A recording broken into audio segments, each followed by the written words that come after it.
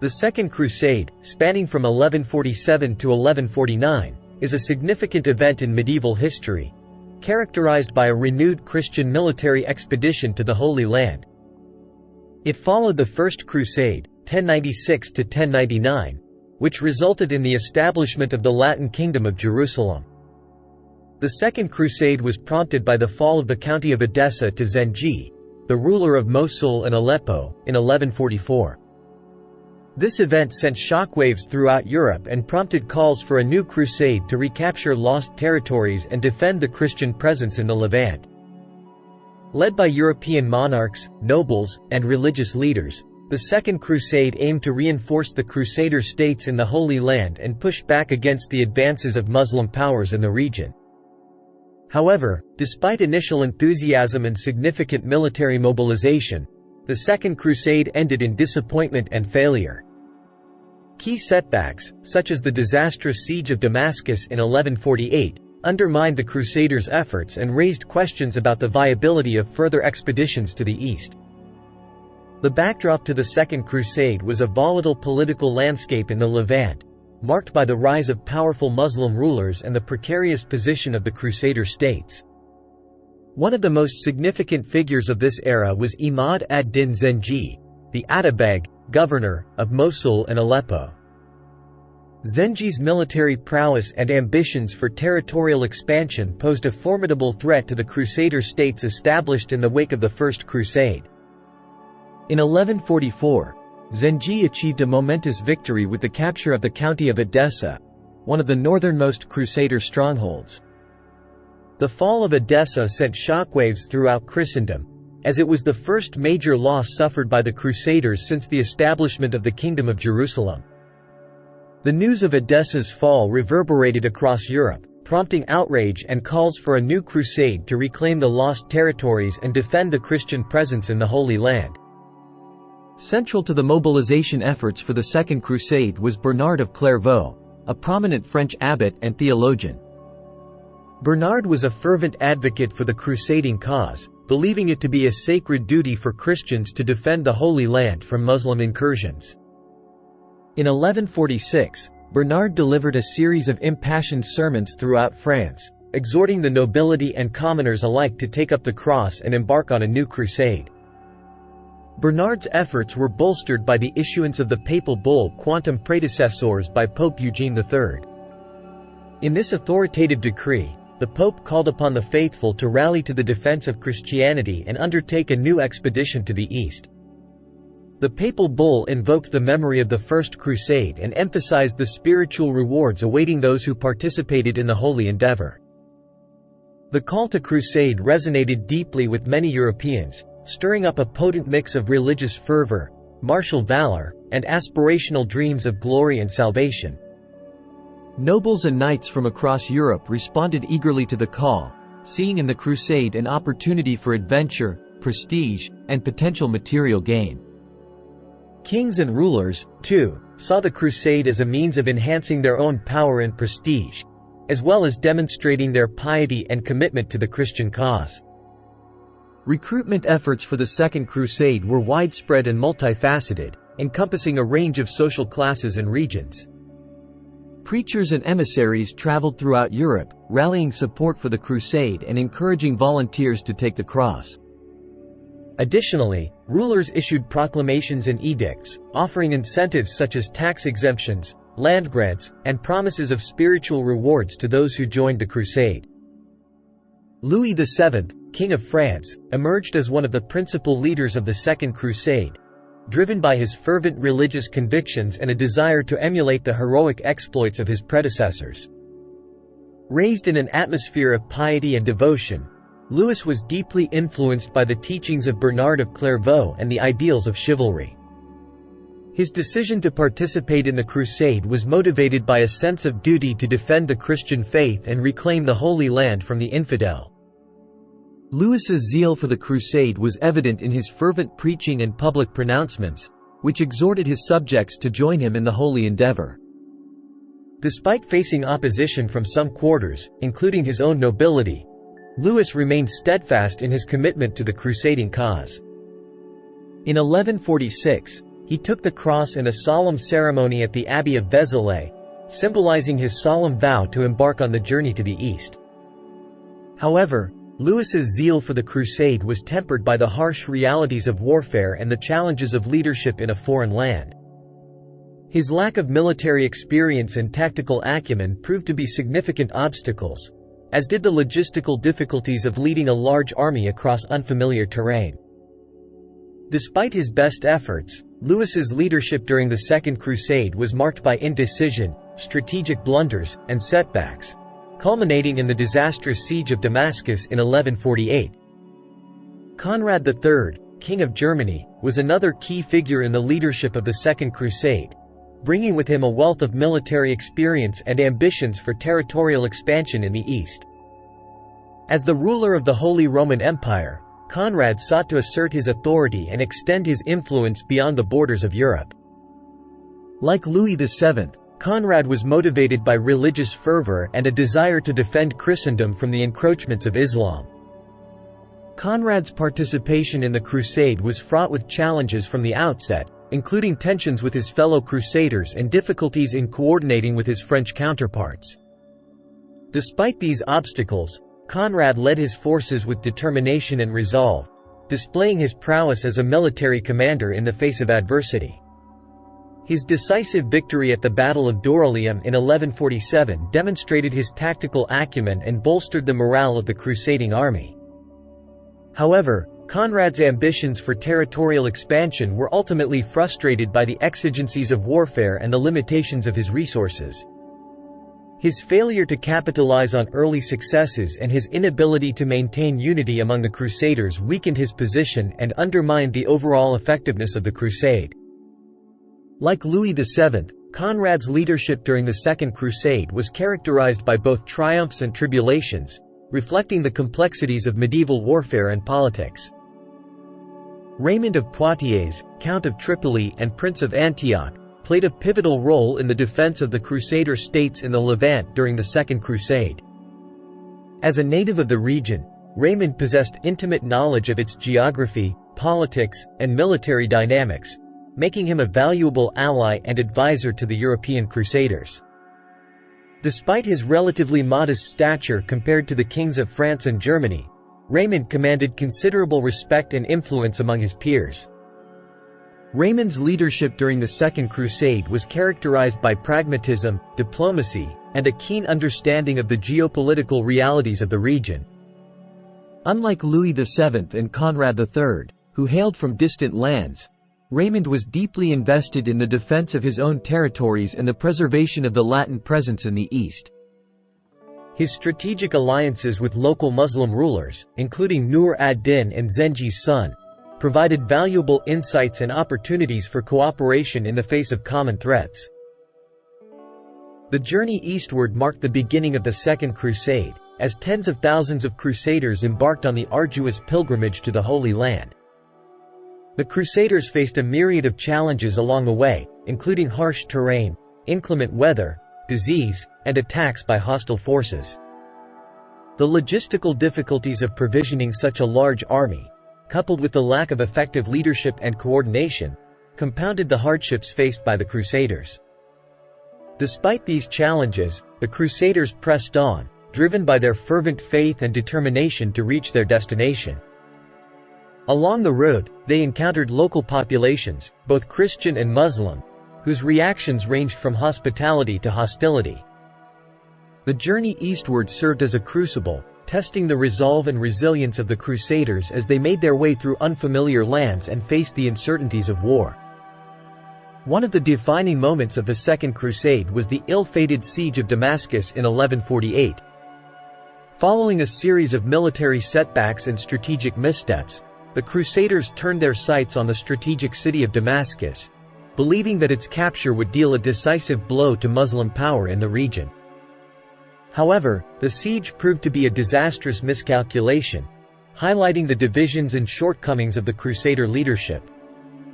The siege of Damascus quickly descended into chaos and confusion, as rival factions within the Crusader army clashed over competing strategies and objectives.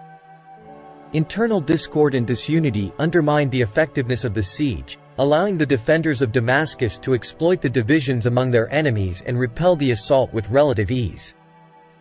The failure of the siege dealt a severe blow to the morale of the Crusaders and raised questions about the viability of further military campaigns in the Holy Land. Following the failure of the siege of Damascus, the Crusaders embarked on a series of reconnaissance missions and diplomatic overtures in the Levant.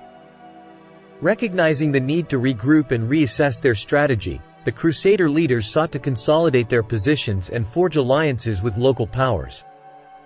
These efforts involved a combination of military maneuvers, diplomatic negotiations, and covert operations aimed at securing the survival of the Crusader states in the face of mounting threats. One of the key objectives of the reconnaissance missions was to gather intelligence on the military capabilities and intentions of their Muslim adversaries. Crusader scouts and spies ventured deep into enemy territory, mapping out potential targets and assessing the strength of opposing forces. At the same time, Crusader diplomats engaged in negotiations with Muslim rulers, seeking to broker alliances and truces that would safeguard their interests and buy them time to rebuild their strength. The Second Crusade left a complex legacy marked by both successes and failures. From a military standpoint, the Crusade failed to achieve its primary objective of reclaiming lost territories and securing the Holy Land. The disastrous siege of Damascus in 1148, coupled with internal discord and strategic missteps, undermined the effectiveness of the Crusader forces and weakened their position in the Levant. Moreover, the Crusade exacerbated tensions within Christendom and strained relations between Western and Eastern Christians, as evidenced by the Byzantine Empire's lukewarm reception of the Crusaders. However, the Second Crusade was not without its achievements. Despite its ultimate failure, the Crusade succeeded in mobilizing significant resources and manpower, demonstrating the enduring appeal of the crusading ideal in medieval Europe. Moreover, the Crusade facilitated cultural exchange and interaction between East and West, exposing Crusaders to new ideas, technologies, and perspectives. Additionally, the Second Crusade laid the groundwork for future crusading endeavors and contributed to the development of military tactics and strategies that would shape subsequent conflicts in the Holy Land. The Second Crusade had profound religious and political ramifications that reverberated throughout the medieval world. In the aftermath of the Crusade, the Crusader states in the Levant faced increased pressure from Muslim adversaries and internal divisions among their Christian rulers. The failure of the Crusade undermined the credibility of the papacy and raised questions about the efficacy of Crusader military ventures. Moreover, it fostered a sense of disillusionment and cynicism among the Christian populace, who had been promised spiritual rewards and victory in the Holy Land. At the same time, the Second Crusade contributed to the consolidation of Muslim power in the Levant and the emergence of formidable leaders such as Nur ad-Din and Saladin. The Crusaders' inability to achieve their objectives bolstered Muslim confidence and galvanized resistance to the Crusader presence in the region. Additionally, the Crusade deepened divisions within Christendom and strained relations between Western and Eastern Christians, foreshadowing the schisms and conflicts that would characterize later periods of medieval history. The historiography of the Second Crusade has evolved over time, reflecting changing perspectives and interpretations of the Crusade's significance. Early accounts of the Crusade tended to focus on the heroic exploits of individual leaders and the grandeur of military campaigns, often glossing over the failures and shortcomings of the Crusaders.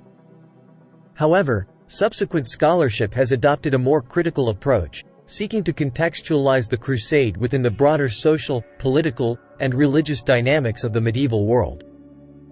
Modern historians have explored a wide range of themes and topics related to the Second Crusade, including the motivations of the Crusaders, the impact of the Crusade on European society, and the interactions between Christians and Muslims in the Levant.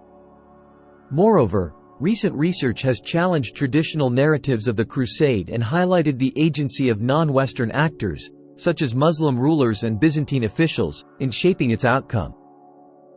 While the Second Crusade occurred nearly a millennium ago, its lessons remain relevant in contemporary contexts. The Crusade serves as a cautionary tale about the dangers of religious zealotry, political ambition, and cultural misunderstanding. In an era marked by religious extremism and sectarian violence, the Second Crusade reminds us of the perils of intolerance and the destructive consequences of religiously motivated conflict. Moreover, the Second Crusade highlights the complexities of international intervention and military intervention in foreign lands. The Crusade's failure to achieve its objectives underscores the challenges of waging war in unfamiliar terrain against determined adversaries. In an age of global conflicts and interventions, the Second Crusade offers valuable insights into the complexities of asymmetrical warfare and the limitations of military power. The Second Crusade also prompts reflection on the nature of interfaith relations and the possibilities for conflict resolution in a diverse and interconnected world. The Crusade was marked by a clash of civilizations and religious ideologies, as Christians and Muslims sought to assert their dominance in the Holy Land. Yet, amidst the violence and bloodshed, there were moments of cooperation and coexistence between members of different faith communities. The legacy of the Second Crusade challenges us to embrace dialogue, understanding, and mutual respect as essential tools for building bridges between peoples of different faiths and cultures.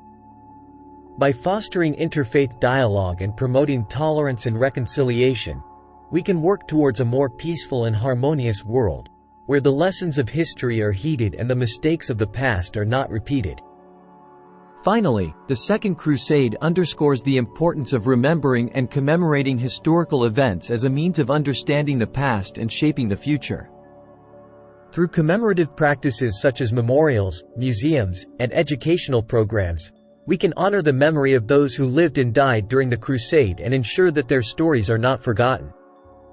Commemoration also provides an opportunity for reflection and introspection, allowing us to confront the complexities of history and grapple with its enduring legacies. By engaging with the memory of the Second Crusade, we can confront the darker aspects of our shared past and strive to build a more just and equitable future. Throughout this exploration of the Second Crusade, several key findings and insights have emerged. The Crusade, prompted by the fall of Edessa and fueled by religious fervor and political ambition, sought to defend the Christian presence in the Holy Land and reclaim lost territories from Muslim rulers. Led by figures such as Louis VII of France, Conrad III of Germany, and Raymond of Poitiers, the Crusaders embarked on a journey marked by trials and tribulations, culminating in the ill-fated siege of Damascus. Despite their efforts, the Crusaders ultimately failed to achieve their objectives, highlighting the complexities of medieval warfare and the limitations of military power. The legacy of the Second Crusade is one of both triumph and tragedy, success and failure.